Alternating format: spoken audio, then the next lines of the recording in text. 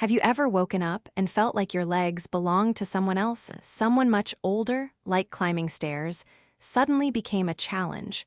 Or bending down to tie your shoes made you pause and catch your breath.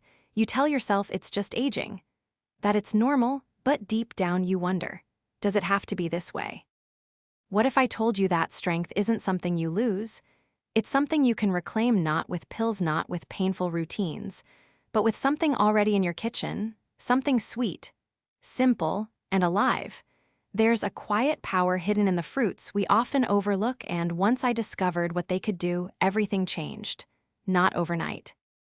Not with fanfare, but in small, steady moments that gave me back more than just strength. They gave me back me, so stay with me. Because what you're about to hear might just be the simplest way to feel whole again. George used to love mornings not for the coffee or the news, but for the quiet walk around his garden, shoes crunching over dew, the soft stretch of breath meeting the cold air. But lately, something changed. He didn't get up so fast. His knees didn't agree with the stairs anymore. And that simple walk around the yard felt like a chore wrapped in a memory. He never said it out loud. But the day he sat on the edge of his bed, shoes untied, and just stared at them for 10 minutes, he knew something inside him was slipping away, not fast, not dramatic, just, quietly, like strength dissolving in water. That's the part nobody warns you about, not the wrinkles, not the gray, but the subtle betrayal of your own body. The moment you realize you hesitate, before reaching down, before stepping up, before even getting out of the chair. George was 69, retired, still sharp in the mind, but his body whispered things he wasn't ready to hear, so he did what many do. He blamed the weather. He adjusted the thermostat. He bought new sneakers. But deep inside, he wondered, is this how it ends, with soft surrenders, with routines you used to enjoy turning into risks you now avoid? He didn't tell anyone, but every time he said, "I'm just tired," he meant, "I'm scared I'm fading." There was no diagnosis, no fall, no cane, just small things, harder things, like opening jars, lifting groceries, getting up from the ground, and, worst of all, he started avoiding the mirror because in his mind, he was still the man who played tennis on weekends, who danced at weddings, who carried his grandkids like feathers, but in the reflection, he saw a version of himself he didn't recognize, and that version looked back at him as if asking, is this really where it ends?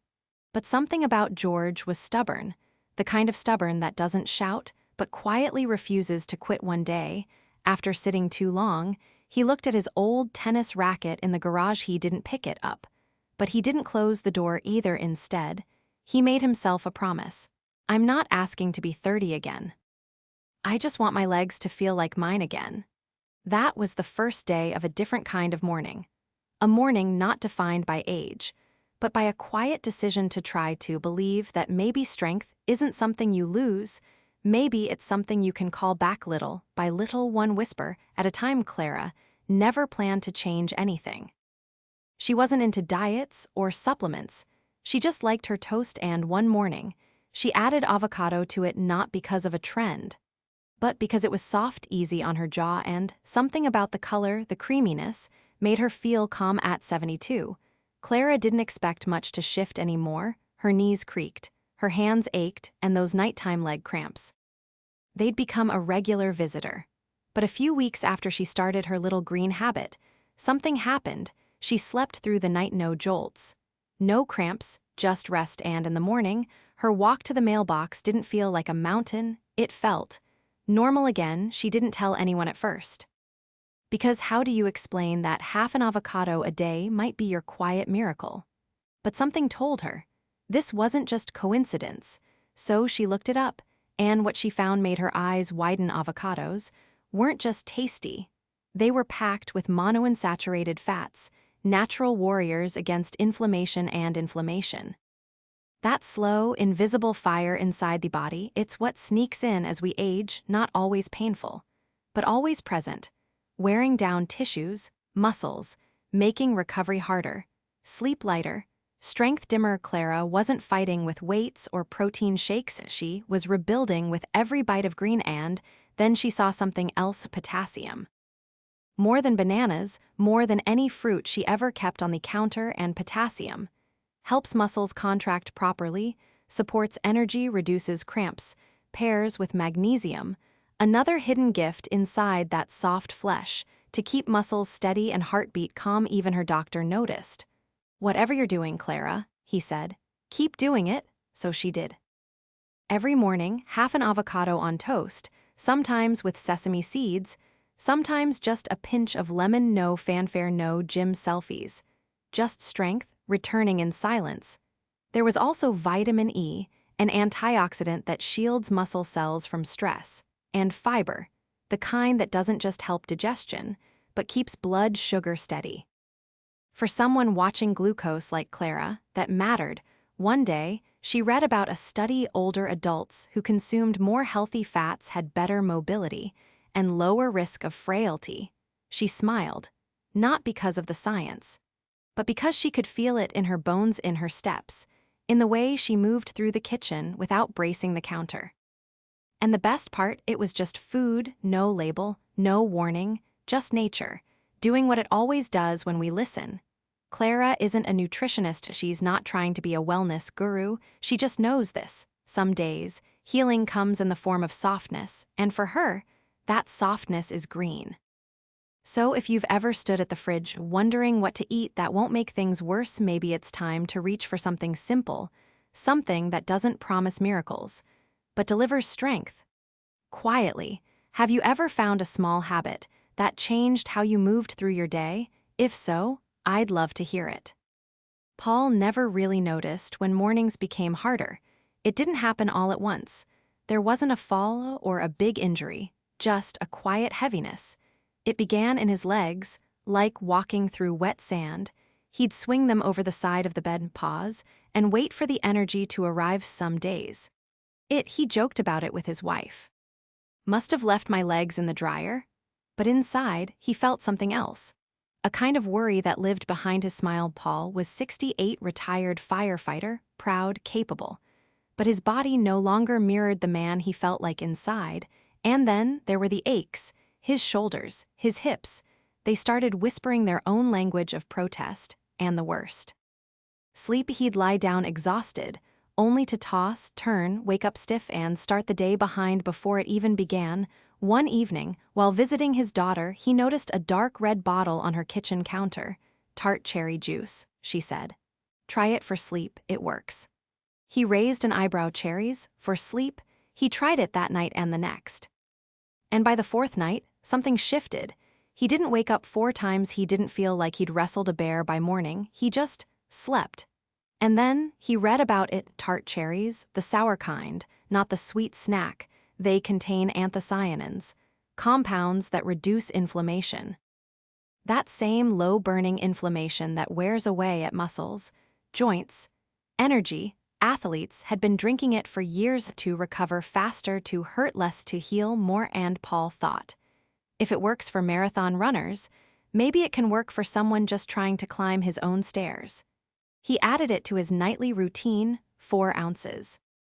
Cold, tangy, slightly bitter, but powerful. His legs felt lighter. His mornings felt less like battles, and slowly, his confidence returned. He wasn't sprinting. He wasn't lifting weights. But he wasn't dreading the morning anymore. He was welcoming it, and there was more. Tart cherry juice also contains melatonin, a hormone that signals the body it's time to rest. And for Paul, who hadn't felt truly rested in months, that alone was worth the sip. One study showed older adults slept longer and deeper after drinking it regularly. Another showed reduced soreness and better muscle repair. Paul didn't care much for studies. He cared that he could stand without wincing, that his wife noticed he was humming again while making breakfast, that the chair in the corner didn't feel like a trap. He even started walking after dinner again, just around the block. But for him, it was Everest, and it all started with something as simple as a glass of juice. So if your body has been asking for relief, if your mornings feel too heavy, maybe, like Paul, you don't need a revolution, just a cherry red ritual, waiting quietly in your fridge. Lisa always loved her garden, the soil under her nails, the scent of tomatoes in the sun, the quiet joy of coaxing life from the earth. But in the past year, she'd stopped planting, not because she didn't want to, but because her body quietly said no. Her hands stiffened. Her legs throbbed after just 10 minutes of bending, and her breath came faster than the bees around her basil. She missed it, not just the flowers, but the feeling of doing something that grew, something that gave. One morning, her neighbor dropped off a bag of groceries. Inside it, a bottle of deep red juice, pomegranate, the note said. Try a splash each day. Lisa smiled politely. But curiosity has its own roots, so she poured a glass of Tart, vivid, almost electric. Within a week, she noticed something: she was sleeping better. And during the day, her steps felt lighter, less drag, more flow. She looked it up: pomegranates. Rich in polyphenols and punicalagins, strange names, but powerful effects. They reduced oxidative stress, a kind of internal rust that slows muscles down, that makes you feel old before your time. But more importantly, they improved circulation. She read about nitric oxide, a compound that helps blood vessels relax, widen, meaning more oxygen, more nutrients, delivered straight to her muscles, like watering roots after a drought. Suddenly, those small chores, sweeping the porch, lifting pots, felt less daunting. She even picked up her trowel again just to test, and it didn't hurt, not like before. There was even a study in the Journal of Nutrition: older adults who took pomegranate extract before activity had more endurance, less fatigue. Lisa didn't need a study to know something was shifting. Her body wasn't resisting anymore. It was responding. She added pomegranate seeds, those tiny ruby arils, to her yogurt and tossed them into salad.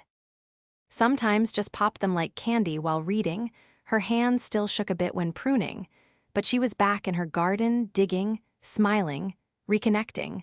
One morning, after placing a new rose bush in the soil, she whispered to herself, "I thought I was done, but maybe I was just dormant, just like the bulbs under the frost, waiting for the right moment, for the right nourishment."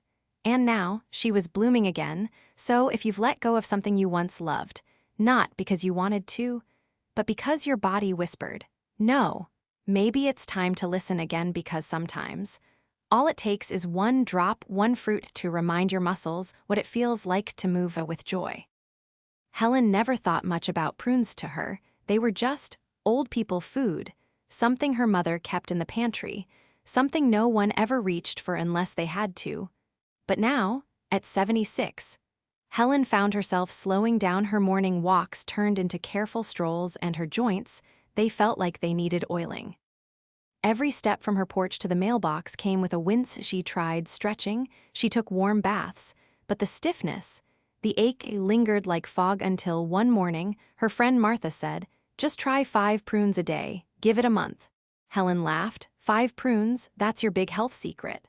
Martha just smiled, so Helen tried it. 5 little dried plums every morning, with her coffee, no expectations.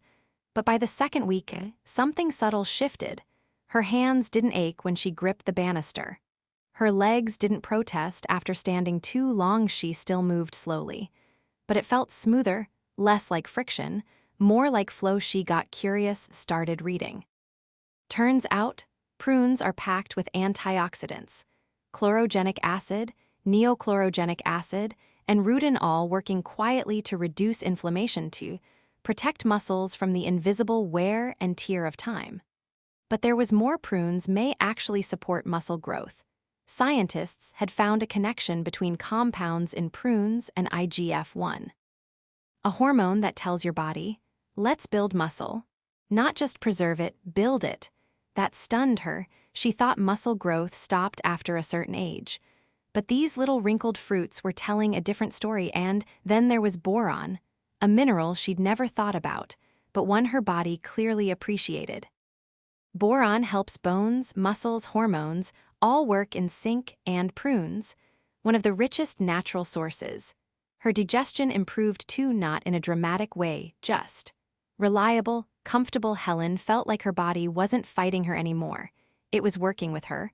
1 prune at a time. She started adding them to oatmeal, blending them with walnuts for an afternoon snack, even dipped one in dark chocolate now and then, and when her neighbor asked what had changed, Helen said it simply, "I feel oiled, like my joints remembered how to move."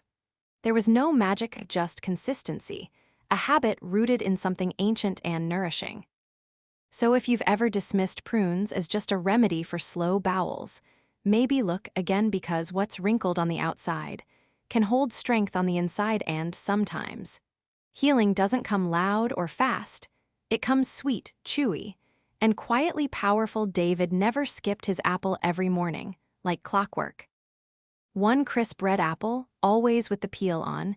He never thought much of it. It was habit, not health, something his father used to do, a small tradition passed down like a handshake. But recently, that simple act began to carry weight. At 79, David noticed something strange. While his friends complained about getting tired halfway through errands, he still raked leaves, still trimmed hedges, still carried the groceries from the car without stopping to catch his breath. He didn't feel younger, but he felt steady, and that steadiness, he started wondering where it came from. So he dug a little. Turns out, apples aren't just snacks, they are powerful, especially in the peel. Inside that thin red skin lives a compound called ursulic acid, and ursulic acid, it's like a personal trainer hidden in your fruit bowl. Researchers discovered it can support muscle growth, not in a bodybuilder kind of way, but in the way that helps you rise from a chair without pushing off your knees, or hold your balance when stepping over the garden hose. It works by boosting IGF-1, the same muscle-friendly hormone mentioned with prunes. But it also does something else. It lowers myostatin, a protein that tells your body to stop building muscle. So less myostatin means more room for strength, more resilience, more ability to do the things that matter. And apples don't stop there. They're rich in quercetin, a tongue twister of an antioxidant, but one that fuels your mitochondria, the tiny engines in your cells. When those engines run well, you feel it in your breath, in your stamina, in the way you can walk farther without needing to rest. David didn't plan any of this, he just liked apples. But now he started choosing them more mindfully, washed them gently, ate them slowly, with almond butter or a slice of cheddar, sometimes just by themselves. Crunch after crunch, he thought about how something so ordinary could be doing something so extraordinary. He remembered reading a study from the University of Iowa. Mice-fed ursulic acid didn't just maintain muscle, they built it, and they had less fat, better glucose control. David wasn't a mouse, but he liked the idea that every apple was whispering to his body, "Stay strong, stay stable, stay you." He never peeled them again. Not after learning that most of the good stuff lived in the skin. So now, when people ask how he's still so active, he just smiles and holds up an apple. No lecture, no pitch, just a quiet truth that sometimes strength comes not from something new, but from something you've done all along without even knowing it. One habit by itself can feel small. Half an avocado, a glass of cherry juice, a handful of prunes. But what happens when you stack them? When they become a quiet rhythm, a morning ritual not built on pressure, but on care. Clara never missed her toast. Paul poured his cherry juice like clockwork. Lisa kept her seeds in a small bowl by the sink. Helen lined up her prunes beside the coffee pot. And David, he polished his apple like it was tradition. None of them were trying to be perfect. They weren't chasing transformation. They were simply choosing consistency. Over time, those small acts became anchors. Their muscles moved easier. Their sleep returned. Their energy no longer dipped mid-afternoon. There were no miracle moments, no dramatic changes, just little shifts. George, who once dreaded the stairs, started greeting them again with less hesitation. With more control, each fruit brought something different. Avocados calmed inflammation, tart cherries soothed recovery, pomegranates fed circulation, prunes supported growth, apples whispered strength. Together they became a symphony, a daily reminder that your body still listens, still responds, still wants to heal. Some days you'll forget, some days you'll skip. That's okay. This isn't about being flawless, it's about being gentle. and showing up for yourself in small, delicious ways. The beauty, you don't need exotic powders. You don't need meal plans or a new app, you just need a counter with a few friends waiting, green, red, wrinkled, crisp. It's not just fruit, it's fuel for steadier steps, for easier mornings, for the quiet confidence that says, I've got this. So if you're wondering where to start with one. Let it become familiar, let it become yours, then add another. Build your rhythm, not out of fear but out of love, because the smallest habits, when done with care, can shift the shape of your days completely. Strength is more than muscle. It's how you move through your day, how you rise from a chair, how you bend to tie your shoe, how you reach for the top shelf without pausing to calculate the risk. It's the confidence behind every motion, and the peace that comes when your body says, yes, I can. But here's the part most people miss: a strength doesn't always roar. Sometimes it whispers. It's in the moments you don't notice. You carry the laundry basket upstairs without shifting your weight. You walk through the grocery store without searching for the nearest bench. You garden without bargaining with your back. That's strength, quiet, earned, and deeply rooted in what you give your body each day. It's not just about calories or carbs, it's about what nourishes you, what protects you, what tells your muscles, you matter. Food is information. And every fruit you choose sends a message. Avocado says, inflammation doesn't win today. Tart cherry says, I'll help you recover. Pomegranate says, let me carry oxygen where it's needed. Prunes whisper, I'll help you rebuild. Apples remind, you're still growing. This isn't a prescription, it's a partnership, you and your body working together. Not against each other. When you shift from fear to fuel, from decline to decision, you stop shrinking your world. You expand it, you take the long route on your walk. You pick up your grandchild without hesitation, you return to hobbies you shelved too early, and suddenly, a full, vibrant life becomes possible again, one snack at a time, one meal, one glass. And no, it's not too late. It never is. Muscles respond at any age, and so does hope. You may not run marathons, but you can climb your own stairs again with pride, with presence, with power that feels like yours, and all of it begins with noticing, with asking, what do I want to feel like today? Then answering, one small bite at a time. Somewhere in Oregon, a man named Richard sat on his porch looking out over the hills, sipping tea. His hand wrapped around a warm mug. He wasn't thinking about mitochondria or polyphenols or the glycemic index. He was thinking about how yesterday, for the first time in months, he got down on the floor to play with his granddaughter. And didn't worry about how he'd get back up. That moment, that quiet, beautiful moment, felt like a celebration. But no one clapped, no one noticed except him. And maybe that's the point, this journey back to strength. It isn't always about what others see, it's about what you feel: the ease returning to your knees, the steadiness in your steps, the warmth in your chest when you realize you're not afraid to move anymore. Richard wasn't always this calm. A year ago, he struggled with the same doubts many carry, the same slow stiffness, the hesitations, the questions like, is this just what aging feels like now? But instead of surrendering to the slide, he made small decisions.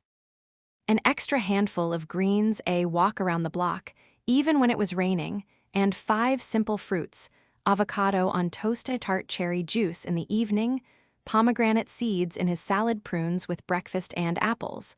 Always apples, crisp and whole. He didn't do it all at once.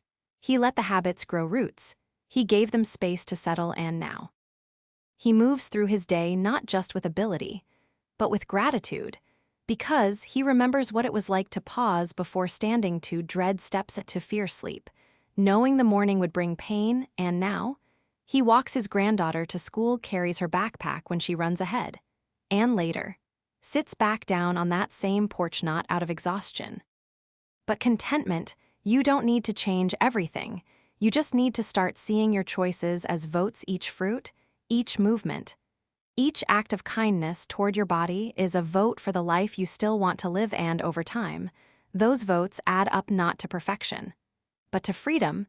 And isn't that what we all want? To move freely, to live fully, to feel like ourselves again. And still, not every story ends with a race won or a mountain climbed, sometimes, it ends quietly, with someone standing at the sink chopping fruit and smiling because they no longer dread the stairs.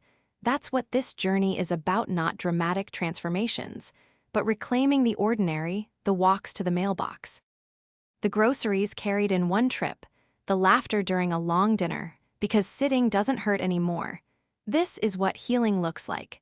It's George standing taller, Clara sleeping peacefully, Paul greeting mornings with strength, Lisa back in the garden, Helen oiled at the hinges, David crunching into his apple with purpose, Richard on the floor, then rising with ease.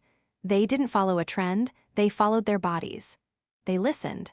And they nourished not with magic but with intention. Avocados, tart cherries, pomegranates, prunes, apples, 5 fruits, each with a roll, each with a gift, each waiting quietly at your local store, in your fridge, on your counter. Waiting to remind you that strength isn't something you lost, it's something you can rebuild, not in one day, but in the soft, steady beat of small choices. This isn't the end of your vitality. It's the renewal of ITSO. Tomorrow morning, when you reach for breakfast, to pause, think about what your body has done for you, the miles walked, the burdens carried, the moments held in strong, silent arms, and say thank you, not with words but with food that fuels, food that loves you back, because you're not fading. You're still here, still building, still becoming. And maybe, just maybe, the best version of you isn't younger. It's nourished, present, and strong right now.